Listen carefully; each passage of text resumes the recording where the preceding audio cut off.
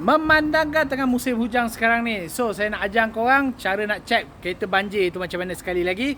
So dulu saya dah pernah buat video, tapi kita buat lagi sekali untuk korang yang belum tengok, mungkin terlepas pandang.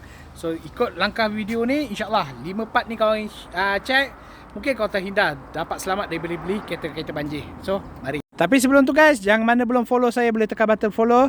Bantu saya repostkan video ni kalau rasa video ni bermanfaat. Okay, so mari. So ni hari kita gunakan kereta Vios Jerong ni sebagai model kita. Okay, so yang pertama kalau nak check yang banjir punya, buka dekat bahagian bawah yang ni. Okay, boleh suruh SA korang Yuska tu tolong buka pun tak ada masalah. Okay, check dekat bahagian wire bawah ni, make sure tak ada kesan lumpur, tak ada kesan karat lagi guys.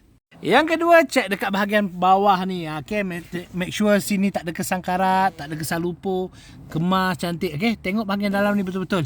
Make sure semua pastikan bersih. Yang ketiga, boleh tolak roll ni ke belakang.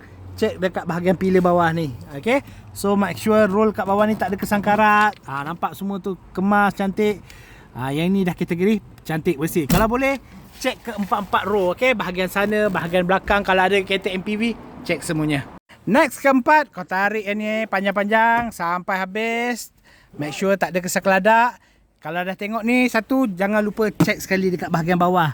Dia punya report dekat sini. Make sure tahun kereta dia sama dengan tahun kereta yang korang nak beli tu. Okay, kalau tahun dia berubah, mungkin dia dah pernah tukar benda seat belt ni. So kalau dah tukar tu, mungkin kena check bahagian-bahagian lain lah pula. Next, boleh check dekat bahagian drawer dalam ni. Okay, make sure buka kedua-dua drawer ni. Tengok bahagian dalam ni. Nampak bahagian dalam tu. Okay, boleh buka dan pastikan tak ada kesan-kesan karat dekat bahagian dalam ni. Okay, boleh buka, tengok terus. Make sure tak ada lumpur, tak ada karat. Alhamdulillah, okay, cantik lah tu. Last, yang keenam, kau boleh duduk malam ni, kau bau sendirilah.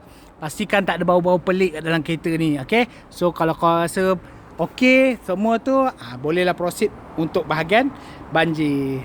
So kalau kau rasa video ni membantu korang untuk mencari kereta dan elak daripada beli kereta-kereta banjir, tolong kongsikan kepada orang lain. Moga video ni bermanfaat, boleh bantu orang-orang lain juga untuk mencari kereta terpakai yang berkualiti. Okay, so kalau yang mana nak mencari kereta-kereta terpakai yang cantik-cantik, yang dijamin bebas daripada major accident, bebas daripada banjir, boleh contact saya Syahrin di Mafoto. Assalamualaikum guys.